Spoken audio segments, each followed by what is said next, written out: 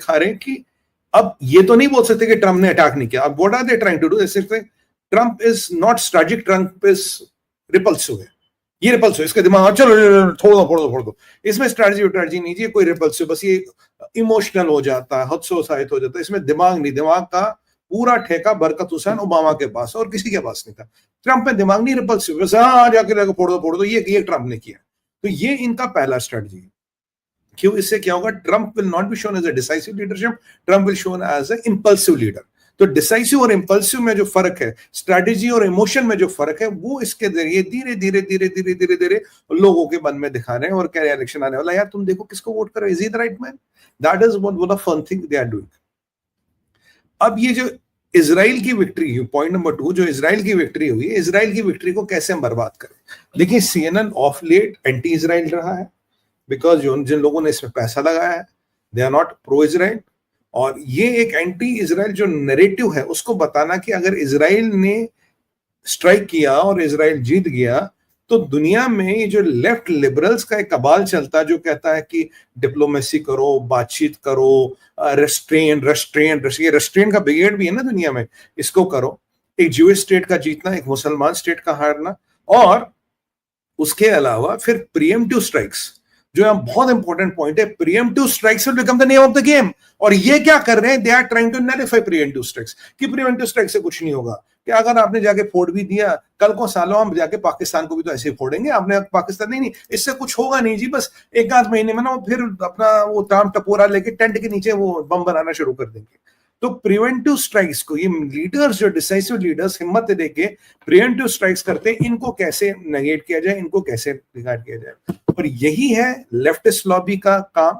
Leftist lobby हमेशा nationalistic जो decisive governments हैं, जो डिसाइसिव मिलिट्री एक्शंस हैं, उनको नहीं चाहते। कॉम्प्रोमाइज की राजनीति में कोएलिशन धर्मा, डीप स्टेट के काम, ये सारे फलते फूलते हैं। तो इसको प्रिवेंटिव स्ट्राइक्स को नेगेट करने के लिए एक दूसरा वाली बात है।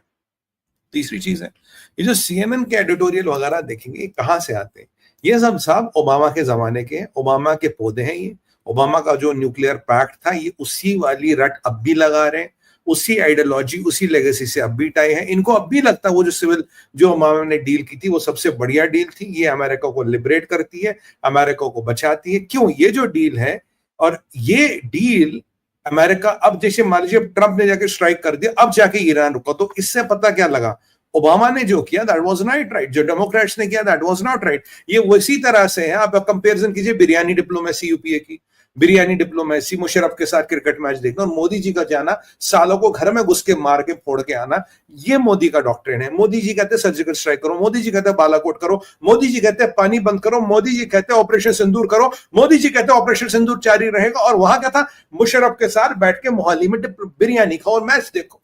अब ये बिरयानी डिप्लोमेसी और डिसाइसिव नेशनलिस्टिक एक्शन को कैसे तोड़ा जाए, इसको ऐसा तोड़ा। अगर आप इसको सपोर्ट करते हो, तो इसका मतलब बिरयानी डिप्लोमेसी गलत थी।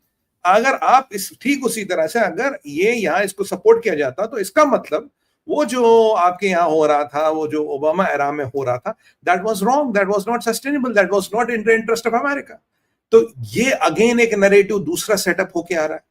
तो उस नैरेटिव की रक्षा के लिए व्हाट आर यू ट्राइंग किया, तो पहले तो गलत किया, पहले यूरेनियम कहां था, यूरेनियम अच्छा किया तो छेद किए, छेद में कितने बड़े छेद हुए, कितने सेंट्रीफ्यूज घुसे, मतलब दिस ऑल क्रैप।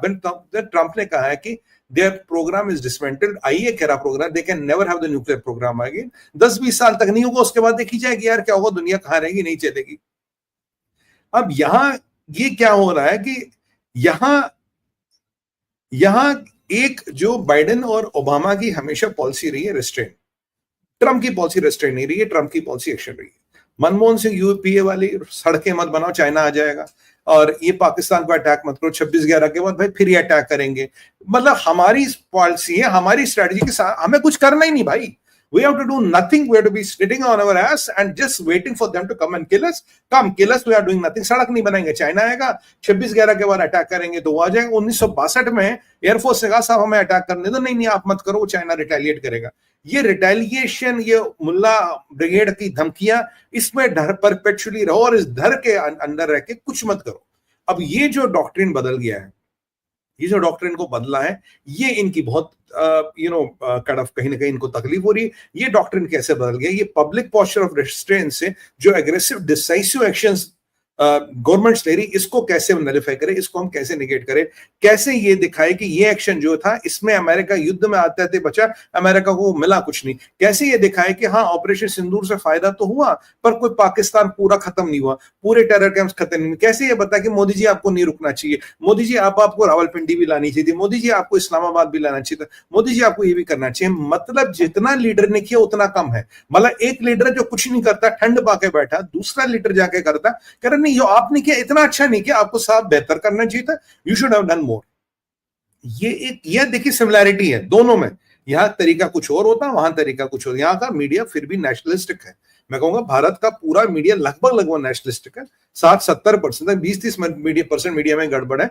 वहां इतना बड़ा डीप स्टेट का पकड़ है, वहां इतना बड़ा लेफ्टिस्ट लॉबी का पकड़ है, वहां इतनी बड़े सोरोस के लॉबी की पकड़ है, वहां जिससे सबसे बड़े मीडिया के institution they are doubting everything. Uranium की थ्योरी, अब अटैक हुआ, क्या हुआ, कुछ नहीं हुआ। एक और तकलीफ है, पॉलिटिकल तकलीफ।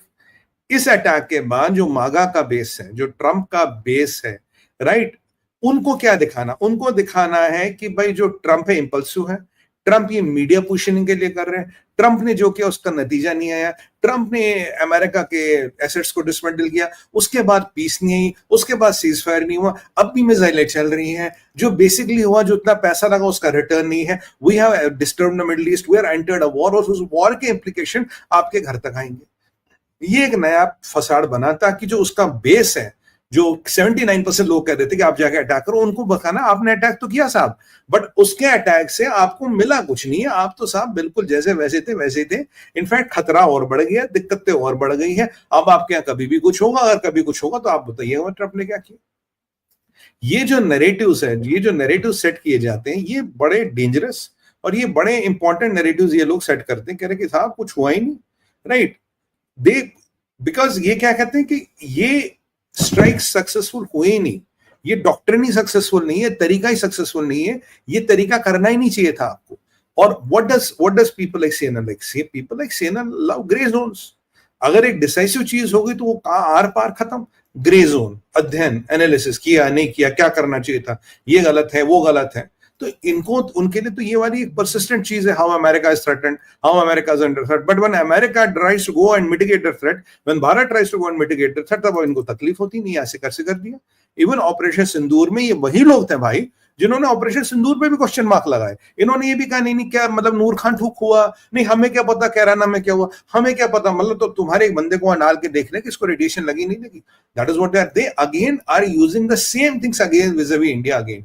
मतलब जो आपने मिलिटरीली अचीव किया उसको पीपल परसेप्शन में, उसको इंटरनेशनल परसेप्शन, वो तो हमें इंडिया डेलीगेशन भेजनी पड़ी, नहीं तो उसको इंटरनेशनल परसेप्शन में, उसको इंटरनेशनल चीजों में उसको कैसे खत्म किया जाए, कैसे उसको डिसमेंटल और कैसे दिखाया जाए। ये स्ट्रैटेजिक एडवांटेज नहीं, ये स्ट्रैटेजिक ब्लंडर था, ये स्ट्रैटेजिक फेलियर हुआ जिसमें तो हमने कुछ अचीव किया ही नहीं, ये हमें दिखाना है।